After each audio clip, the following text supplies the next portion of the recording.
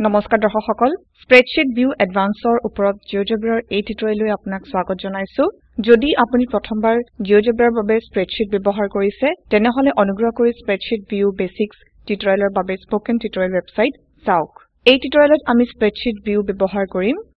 এটা স্লাইডাৰ ব্যৱহাৰ কৰি ফাংচনক সন্ধান কৰা এটা বিন্দুৰ x আৰু y স্থানাংক নথিভুক্ত কৰাৰ বাবে নম্বৰৰ নমুনা চিনাক্তৰ বাবে তথ্য ব্যৱহাৰ কৰা আৰু ফাংচন গ্ৰাফ সম্পৰ্কে ভৱিষ্যবাণী কৰা জিঅ'জেব্ৰাৰ সৈতে কাম আৰম্ভ কৰিবলৈ আমি নতুন লিনাক্স অপাৰেটিং সিস্টেমৰ উবুন্টু সংস্কৰণ 1004 LTS আৰু জিঅ'জেব্ৰা সংস্কৰণ 3240 ব্যৱহাৰ কৰিছো এতিয়া জিঅ'জেব্ৰা উইন্ডোত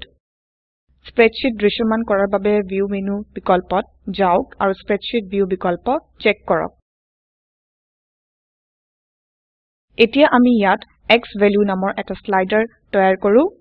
আমি সৰ্বনিম্ন আৰু সৰ্বোচ্চ ডিফল্ট মান ত্যাগ কৰিম আৰু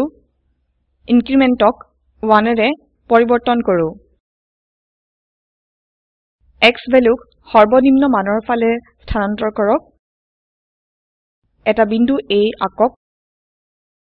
বিন্দুৰ ওপৰত ৰাইট ক্লিক কৰি আৰু অবজেক্ট প্ৰপাৰ্টিজ নিৰ্বাচন কৰি বিন্দু A ৰ স্থানাংক x স্থানাংকৰ বাবে xValue আৰু y স্থানাংকৰ বাবে xValue 3 গুণলৈ পৰিৱৰ্তন কৰক ইয়াত আমি ৰেখাৰ ঢাল নিৰ্ধাৰণ কৰিছো যি এই বিন্দুৰ দ্বাৰা 3 পৰ্যন্ত অকা হ'ব কিবৰ্ডত ট্যাব টিপক লগতে শো ট্ৰেচ নিৰ্বাচন কৰক আৰু ক্লোজ টিপক স্প্ৰেডশীট ভিউ স্থানান্তৰ কৰা যাওক যাতে আমি কলম A আৰু B দেখিব পাৰো এতিয়া ইয়াত প্ৰথমটো তৃতীয় বিকল্পত ৰেকৰ্ড টু স্প্ৰেডশীট বিকল্প নিৰ্বাচন কৰো বিন্দু A নিৰ্বাচন কৰক যদি এইটো ড্ৰয়িং পেডৰ পৰা দৃশ্যমান নহয় অনুগ্ৰহ কৰি এইটোক বীজগণিত ভিউ মানে এলজেব্ৰা ভিউৰ পৰা নিৰ্বাচন কৰক আৰু তাৰ পিছত স্লাইডাৰ xValue সৰ্বনিম্ন পৰা সৰ্বাধিক লৈ যাওক লক্ষ্য কৰক যে বিন্দু A ৰ x স্থানাংকক স্প্ৰেডশীটৰ কলম A ত অকা হৈছে আৰু বিন্দু A ৰ y স্থানাংকক কলম B ত অকা হৈছে এবাৰ এই পাঠ প্ৰস্তুত হৈ যোৱাত আপুনি ছাত্ৰক স্প্ৰেডশীট ভিউত ভিজুৱেল ট্ৰেচ বা তথ্য চাই ফাংচনৰ পূৰ্বভাস কৰিবলৈ জিজ্ঞাসা কৰিব পাৰে পূৰ্বভাস কৰা ফাংচনক ইনপুট বাৰত f of x equal to 3x হিসাবে ইনপুট কৰিব পাৰে জিঅ'জেব্ৰাত টাইমছৰ বাবে আমি স্পেস ব্যৱহাৰ কৰিব পাৰো আৰু এন্টাৰ টিপক যদি পূৰ্বানুমান সঠিক হয় তেনেহলে সকলো অঙ্কিত বিন্দু ৰেখাৰ ওপৰত হ'ব যি ইনপুট আছিল বা ফাংচন যি ইনপুট আছিল সংক্ষেপে আমি এটা স্লাইডাৰ xValue তৈয়াৰ কৰিছো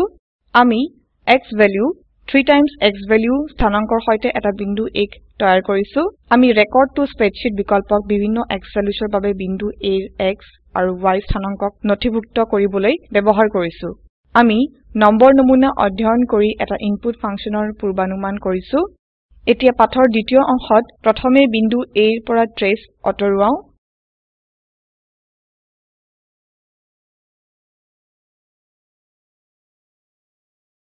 এতিয়া y প্ৰতিচ্ছেদ মানে ইন্টাৰসেপ্ট প্যাৰামিটাৰ যোগ কৰো অন্য এটা স্লাইডাৰ তৈয়াৰ কৰক আৰু ইয়াক b নাম দি সৰ্বনিম্ন আৰু সৰ্বোচ্চ ডিফল্ট মান ত্যাগ কৰি আৰু ইনক্ৰিমেন্টক 1 লৈ পৰিৱৰ্তন কৰি আৰু এপ্লাইড টিপক ইয়াৰ পিছত মুভ টুল ব্যৱহাৰ কৰি আমি b ৰ মান স্থানান্তৰ কৰিম আৰু b ৰ মান 2 লৈ স্থানান্তৰ কৰিম xValue সৰ্বনিম্ন মানৰ ফালে পৰিৱৰ্তন কৰক তাৰ পিছত বিন্দু A ত ৰাইট ক্লিক কৰক অবজেক্ট প্ৰপাৰ্টিজ নিৰ্বাচন কৰক y স্থানাংকক 3xValue + b লৈ পৰিৱৰ্তন কৰক কিবৰ্ড ট্যাবত টিপক শো ট্ৰেচ অন চেক কৰক তাৰ পিছত স্প্ৰেডশীট ভিউ স্থানান্তৰ কৰক যাতে আপুনি কলম C আৰু D দেখিব পাৰে আপোনাৰ কাৰ্সাৰ সেল C1 ৰ ওপৰত ৰাখক আকৌ এবাৰ ৰেকৰ্ড টু স্প্ৰেডশীট বিকল্পটো ব্যৱহাৰ কৰক প্ৰথমে বিন্দু A নিৰ্বাচন কৰক যি আপুনি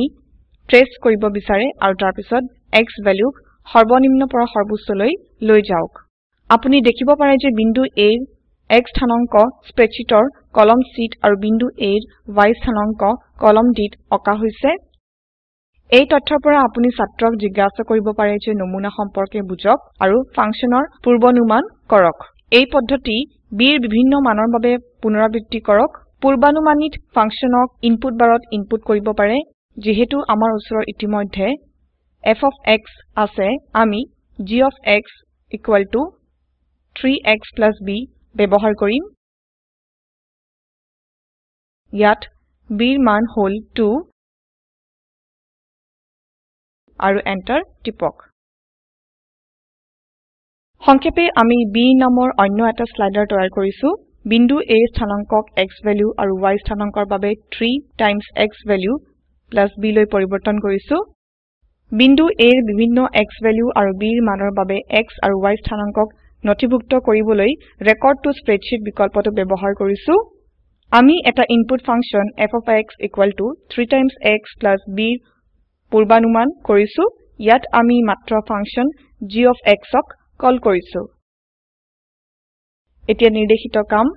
নিৰ্দেশিত কামত স্লাইডাৰ x ভ্যালু আৰু a তৈয়াৰ কৰি দ্বিঘাতীয় ফাংচন মানে কোৱাড্ৰেটিক ফাংচন ট্ৰেস কৰা নিহিত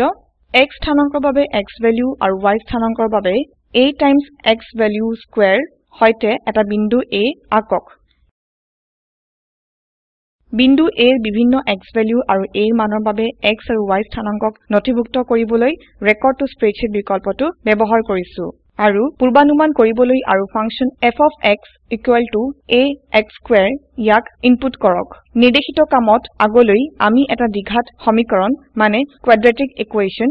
ax square plus bx plus 3 ট্ৰেস কৰিম আমি অন্য আৰু এটা স্লাইডাৰ b তৈয়াৰ কৰিছো স্থানাঙ্ক x value a times x value square plus b times x value plus 3 হৈতে y স্থানাঙ্কৰ বাবে এটা বিন্দু A আকক বিন্দু A ৰ বিভিন্ন a আৰু b মিলোৱা মানৰ মানে ভ্যালু কম্বিনেশনছৰ বাবে x আৰু y স্থানাঙ্কক নথিভুক্ত কৰিবলৈ ৰেকৰ্ড টু স্প্ৰেডশীট বিকল্পটো ব্যৱহাৰ কৰিছো পূৰ্বানুমান কৰক আৰু function f of x equals ax square plus bx plus 3 input কৰক আমি ইতিমধ্যে এই জিঅজেব্ৰা ফাইল নিৰ্মিত কৰি ৰাখিছো এই ক্ষেত্ৰত আমি ট্ৰেস অন নিৰ্বাচন কৰো এইটো ইতিমধ্যে নিৰ্বাচিত আছে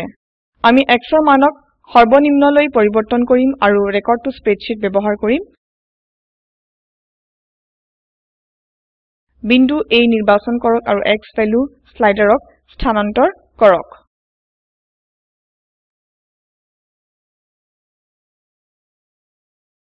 আমি পূৰ্বানুমানিত function f of x equal to 2x square plus 2x plus 3 input কৰিব পাৰো যাক আমি ধ্ৰুবক মানৰ নিচিনা সেট কৰাৰ বাবে ব্যৱহাৰ কৰিছো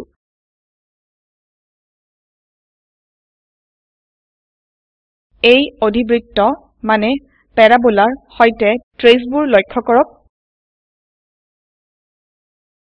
এই ওয়েবসাইটত উপলব্ধ ভিডিওটো চাওক এইটোৱে স্পোকেন টিউটোৰিয়েল প্ৰকল্পক সংক্ষিপ্ত বিৱৰণ কৰে যদি আপোনাৰ ওচৰত ভাল বেণ্ডৱিডথ নাথাকে তেনেহলে আপুনি ইয়াক ডাউনলোড কৰিও চাব পাৰে স্পোকেন টিউটোৰিয়েল প্ৰকল্পৰ দলে স্পোকেন টিউটোৰিয়েল ব্যৱহাৰ কৰি কৰ্মশালা আয়োজন কৰে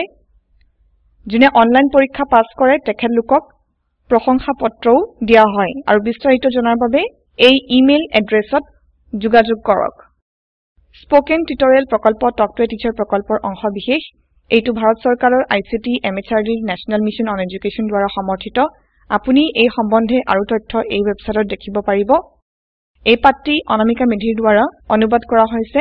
IIT বম্বেৰ পৰা মই মৌচুমী মেধি এতিয়া আপোনাৰ পৰা বিদায় লৈছো যোগদানৰ বাবে ধন্যবাদ